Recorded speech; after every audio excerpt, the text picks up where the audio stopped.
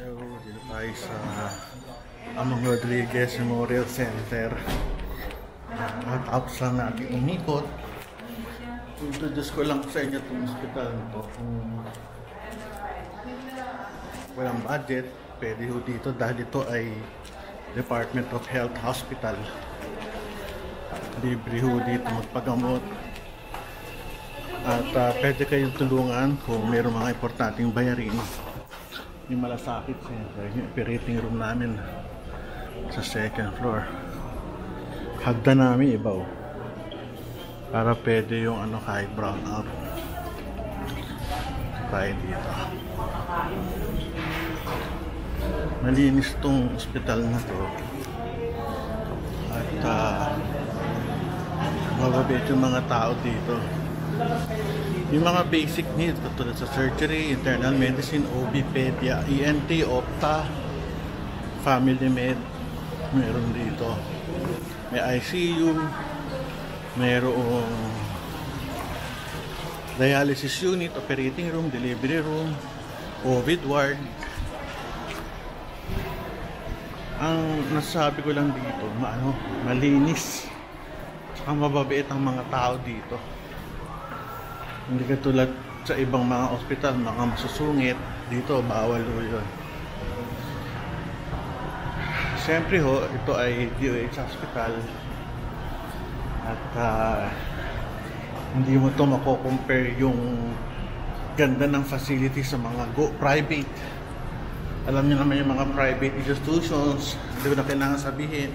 Pero may malaki na talagang world class. Ito, masasabi ko lang yung mga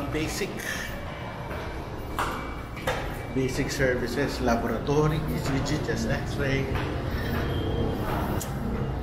Tsaka ho dito, wards. Mayroong room na may aircon pero may kasama pa rin. Medyo malaki lang tong hospital ito. Tinidevelop pa lalo expansion. Outpatient department. Medyo hapon na, pag umaga nako punong-puno yan. Ang problema rito, parking. Kaya kung ikaw ay pasyente, kuha ka ng parking malayo doon sa may mall, sa may Sumulong Highway. Punta tayo dito sa surgery department. Punta tayo dito. Ay, ito na pala. Surgery. Tingnan natin. Pag pupunta kita ng madaling araw o gabing-gabi, marami natutulog sa upuan. Meron ditong minor surgery kung gusto nyo magpa-opera ng mga minor tumors. Pwede. Ito yung mga clerks sa'yo, di ba? Ikaw saan ka? Olfu po. Olfu.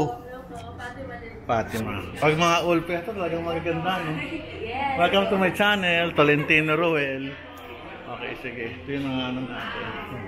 Klinika na espesyalista. Medyo may amoy lang dito kasi yung mga sugat, mga amoy. Kamusta? Wala, namimiss ko lang kayo Umikot lang ako sa surgery department. May pagkain pa Dr. Yanes, ito, trauma surgeon. Kamusta yung score ko? Nakita mo? Na-score mo na, Doc? Kanina. Yung grade, kasi kanina mayroong conference. Ay, hindi po yun, Doc. Ito sa yung bago ko sinunod. Ano? Yung sa quarterly eval natin. Quarterly eval. Sige. Madali na lang siya sa bulan. Okay, sige. Very good. Ito yung sample na ating medical student. Kamusta Dr. Chichi, si Mimi Miranda? I don't know. Kilala mo yun? Anatomy? Di ba Olpo ka? Ay, hindi po. URM po. URM. Ito kilala mo. Kaibigan ko yun Kamusta ang pag-aaral sa Fatima? May solid po. Rise to the top. Rise to the top. Ikaw, kamusta yung URM? Very good po. Kay Dr. Tagorda. Kamusta? Ikaw saan ka? Fatima din po. Fatima. So, yan yung mga medical students natin, 4th year. Wala silang ginawa kundi log in ng mga data sa computer. So, yun lang. Hindi pa tayo dito. Ito yung surgery department namin. Dito nagko-conference pag ano. Lamig, sarap. Bang iba. Surgery. So, ito ang typical surgery conference. Ito yung kama ng mga pasyente. Malinis naman sila, oh.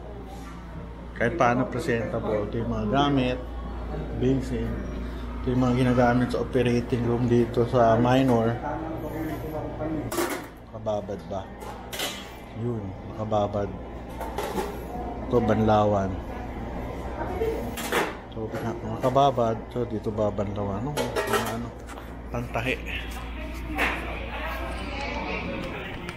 Ano ginagawa niyo dyan? Sutures. Sige.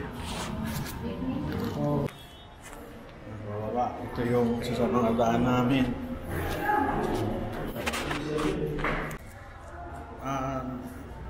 Yung camera, pinatay ko kasi daming tao, baka tayo mapagalitan. Hindi natin pwedeng kunan. So sa akin lang, kung meron kayong pasyente na talagang financially burdened, pwede nyo silang dalhin dito para makatipid o talagang totally walang bayad.